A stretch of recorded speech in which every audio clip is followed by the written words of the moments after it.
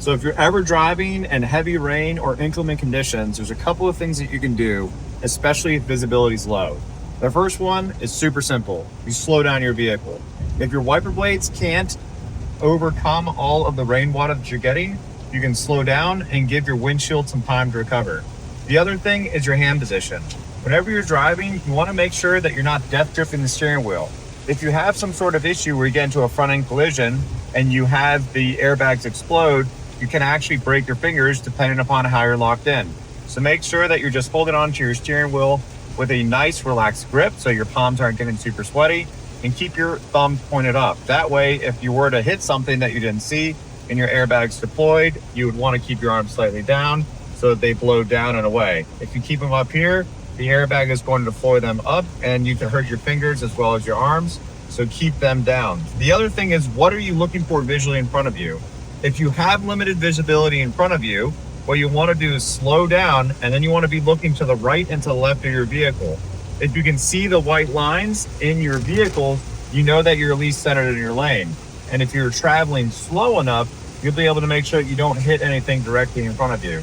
So whenever you have these types of visibility issues, slow down your vehicle to allow your wiper blades to clean your windshield so you have good visibility. And remember to look for your left and for your right lanes to make sure you're guided. Because if I'm pacing vehicles and I don't see anything in front of me, I can focus on one of the lanes and I will have better visibility. You're not going to be able to see perfectly straight on, but just like when someone's hitting you with high beams, you can look to the corners of the windshield and see where your lane position is. If you want to indicate that you're going to be driving slower for traffic behind you, you can certainly turn on your hazards, and that will alert people that you're traveling slower. If you feel so unsafe that you want to pull over, you need to find a safe place to pull over. Pulling over on the shoulder in conditions like this is not a good idea, even if you have your hazards on, because people are going to think that you are going to be in the lane of travel with their reduced visibility and run into the chance of them rear-ending you. So you can look up ahead. We have a couple of people who have turned on their hazards, signifying that they're driving slower than usual. I'm pacing how far away I am from them, and I'm looking on either side of my lane to see where I need to be within my lane. That, with my hand grip and my lowered hand position, secures that if we were to get into a collision because I didn't see something, that I wouldn't be hopefully breaking my arms or my fingers because of my hand positioning here. Well, here's a bad example of what you don't want to do. You see how he doesn't have his hazards on, he's on the side of the road. No one can tell that he's actually on the side of the road when they're coming up because there's such low visibility. They may think that he's in their lane.